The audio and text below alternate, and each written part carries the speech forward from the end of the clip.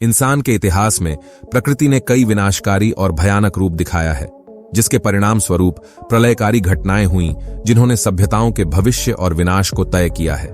यह बात है साल 541 की, यानी आज से तकरीबन 1500 साल पहले की, जब यूरोप और मिडिल ईस्ट के आसमान में ऐसा भयावह नजारा देखा गया जो उस समय से पहले कभी नहीं देखा गया था। जहां आसमान में अजीब काले और घने बादलों ने अपना डेरा बना लिया था, वहीं जमीन पर रहस्यमय कोहरे ने चारों तरफ अपना साम्राज्य कायम कर लिया था। बादल इतने घने थे कि सूरज की रोशनी का भी उन बादलों से पार पाना नामुमकिन हो गया था। लोगों को लगा बादल बारिश के रूप में बरस जाएंगे और धुंध धीरे धीरे छंट जाएगा, लेकिन लोगों को कहां पता था कि यह बादल कुछ ऐसा करने वाले थे जो हमेशा हमेशा के लिए लोगों को याद रह जाएगा और इतिहास के काले पन्नों में अपना नाम दर्ज करवाएगा। इस घटना से जो जगह सबसे ज्यादा प्रभावित हुई थी, वह उस समय के रोमन एम्पायर या यूं कहें कि बाइजेंटाइन एम्पायर के अधीन था, जिसे इस समय का इस्तांबुल कहा जाता है। समय बीतता रहा, पर बादल और कोहरा ज्यों का त्यों बना रहा और यह घटना दिन पर दिन गंभीर होता जा रहा था। मामला ऐसा हो गया था कि वहां के लोगों ने अब कई हफ्तों से सूरज को देखा तक नहीं था, पर कोई नहीं जानता था कि ऐसा भयावह मंजर आने वाला था जिसके बारे में सोचकर ही सबकी रूह कांप जाएगी। नमस्कार दोस्तों, आप देख रहे हैं नॉलेज काइनेसिस और मैं आपका दोस्त एक बार फिर हाजिर हूं एक और नए और रोमांचक वीडियो के साथ। वर्ष 541 में बाइजेंटाइन साम्राज्य में एक बड़ी मुसीबत आ चुकी थी। सूरज की रोशनी का ना आना और एक एक करके लोगों का मरना लोगों में डर फैला रहा था। जी हां, आपने सही सुना, हंसते खेलते लोग जो ठीक ठाक हालत में थे अचानक से गिर जाते थे और कुछ ही देर में उनकी मौत हो जाती थी। धीरे धीरे लोगों में अफरा तफरी का माहौल फैल गया और लोग सहमे सहमे रहने लगे। लोगों का मानना था कि यह प्रकोप अपने साथ दुनिया का अंत लाया है। कस्बों और शहरों को तबाह करते हुए मौत चारों तरफ अपना तांडव कर रही थी। जहां जहां यह बादल फैल रहे थे, वहां वहां अपने पीछे मौत और निराशा फैला रही थे। ऊपर आसमान में डरावने बादल, हवा में रहस्यमयी कोहरा और जमीन पर लाशें खत्म होने का नाम नहीं ले रही थी। गर्मियों के मौसम में ठंड का एहसास होने लगा और देखते ही देखते बर्फबारी इतनी तेज होने लगी कि फसलें बर्बाद हो गईं, जिससे अकाल और बड़े पैमाने पर कुपोषण फैल गया। उस समय के बाइजेंटाइन एम्परर, जिनका नाम जस्टिनियन था, उन्होंने लोगों को शांति बनाए रखने का हुक्म दिया और बताया कि यह बीमारी सिर्फ बुरे लोगों को होती है। लेकिन इस विनाशकारी महामारी ने न लोगों की अच्छाई देखी, न बुराई, और सबको बराबर अफेक्ट किया। लोग बेचैन होने लगे। हजारों लोग रोज इस महामारी का शिकार हो रहे थे। लोगों को जैसे तैसे दफनाया जा रहा था।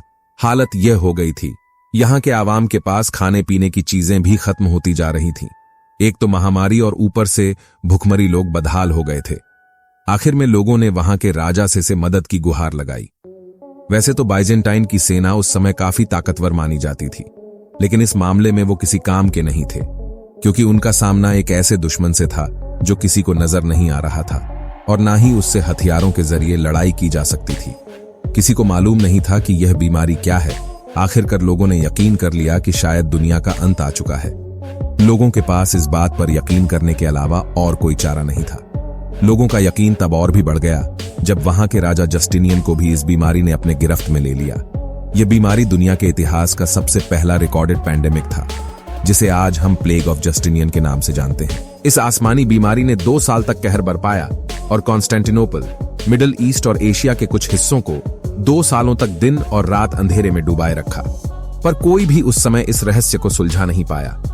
सड़कें लाशों से भरी थीं, गर्मी के मौसम में बर्फबारी हो रही थी, पशु पक्षी मर रहे थे। इससे इतना तो तय था कि यह घटनाएं किसी भी हालात में नॉर्मल तो नहीं थी।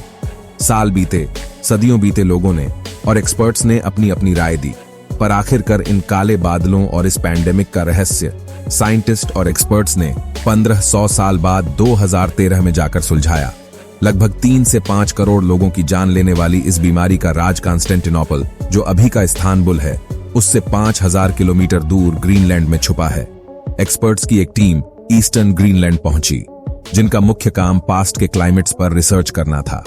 ग्रीनलैंड में हमेशा एक्सट्रीम वेदर होता है, जहां पर सामान्य तौर पर बिना किसी प्रोफेशनल इक्विपमेंट के रहना जानलेवा साबित हो सकता है, या यूं कहें कि वहां रहना लगभग असंभव है।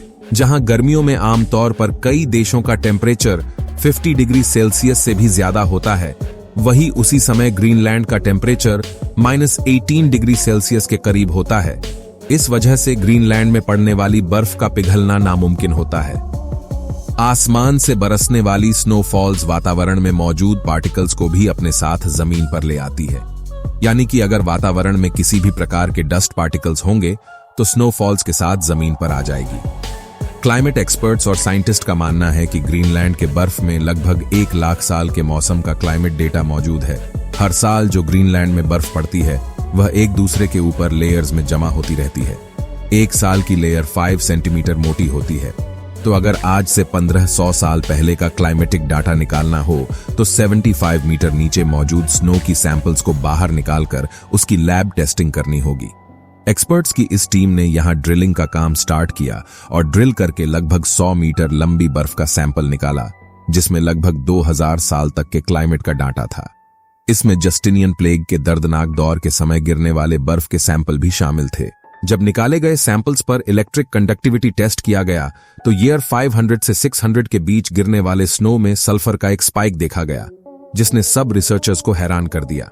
इस स्पाइक से यह प्रूफ हो गया कि जिस दौर में कॉन्स्टेंटिनोपल में 2 साल तक रहस्यमय काले बादल ने आतंक फैलाया हुआ था, उस दौर में वातावरण में कुछ न कुछ गलत जरूर था। सल्फर डाइऑक्साइड एक बहुत ही खतरनाक गैस होती है, न सिर्फ इंसानों के लिए बल्कि जानवरों, पक्षियों और पेड़ पौधों के लिए भी खतरनाक होती है। अब वैज्ञानिकों ने यह तो पता लगा लिया कि उस समय वातावरण में सल्फर की मौजूदगी थी, लेकिन यह सल्फर एनवायरनमेंट में क्यों मौजूद था, अब इसका पता लगाना था। एक्सपर्ट्स का मानना है कि इतने ज्यादा सल्फर पार्टिकल्स सिर्फ एक ही कारण से वातावरण में मौजूद हो सकते हैं, और वह चीज है वॉल्केनो। पृथ्वी की सतह के अंदर एक तय गहराई पर मैग्मा उबल रहा होता है। मैग्मा चट्टानों का पिघला हुआ रूप है, जिसकी रचना ठोस, आधी पिघली अथवा पूरी तरह पिघली चट्टानों के द्वारा होती है। मैग्मा के बाहर निकलने वाले रूप को लावा कहते हैं। पृथ्वी की आउटर लेयर मैग्मा को बाहर निकलने से रोकती है, जबकि मैग्मा हर वक्त कोई कमजोर जगह तलाश करता है जहां से वह बाहर निकल सके। जब यह दबाव अत्यधिक बढ़ जाता है तब होता है ज्वालामुखी का विस्फोट।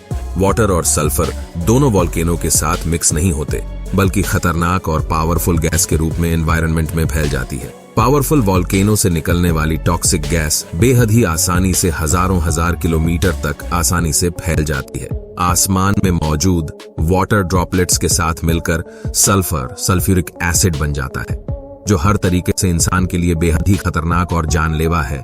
यह सल्फ्यूरिक एसिड के बादल इतने घने होते हैं कि सूरज की रोशनी भी इसे पास नहीं कर पाता। 1500 साल पहले प्लेग ऑफ जस्टिनियन के केस में भी ऐसा ही हुआ था। एक्सपर्ट्स ने यह बात तो बता दिया कि 1500 साल पहले यूरोप में करोड़ों लोगों की मौत का कारण एक डेडली वॉल्केनो था, जिसके बादलों ने वहां के लोगों को सूरज की रोशनी के लिए तड़पा दिया था। लेकिन आखिर यह वॉल्केनो फटा कहां था? इसका सोर्स कहां था? सालों के रिसर्च के बाद रिसर्चर्स को यह पता चला कि कॉन्स्टेंटिनोपल से 11,700 किलोमीटर दूर एल साल्वाडोर में इलोपांगो लेक है। जब कॉन्स्टेंटिनोपल में जस्टिनियन का प्लेग आया था, ठीक उसी समय इस झील के अंदर से एक जानलेवा ज्वालामुखी फटा था, और उसकी जीती जागती मिसाल ये पहाड़ है। ये पहाड़ जो दिखने में तो बिल्कुल साधारण लग रहा है, लेकिन हकीकत में ये वॉल्केनिक ऐश का पहाड़ है, जो 1500 साल पहले इसके अंदर विस्फोट हुए ज्वालामुखी से बना था। दोस्तों, इस वक्त करोड़ों लोग वॉल्केनिक जोन में रहते हैं या निष्क्रिय ज्वालामुखी के आसपास रहते हैं।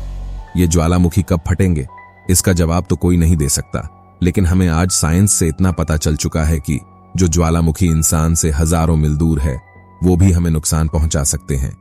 दुनिया भर के volcanologists, climate researchers and geologists past में फटने वाले ज्वालामुखी और उनके नतीजों पर शोध कर रहे हैं, ताकि इंसान को इन स्लीपिंग जायंट से बचाया जा सके। दोस्तों, जाते जाते आप लोगों को इतिहास की एक और रोचक बात बताते जाता हूं। इतिहासकार लंबे समय से जानते हैं कि 6ठी शताब्दी का मध्य एक काला समय था, जिसे अंधकार युग कहा जाता है। मेडिवल हिस्टोरियन माइकल मैककॉर्मिक से एक बार पूछा गया कि कौन सा दौर जीवित रहने के लिए सबसे खराब था। तब उन्होंने जवाब दिया, ईयर 536 से लेकर ईयर 545 तक जीवित रहने के लिए सबसे खराब था। ईयर 1349 नहीं, जब ब्लैक डेथ ने आधे यूरोप को मिटा दिया था।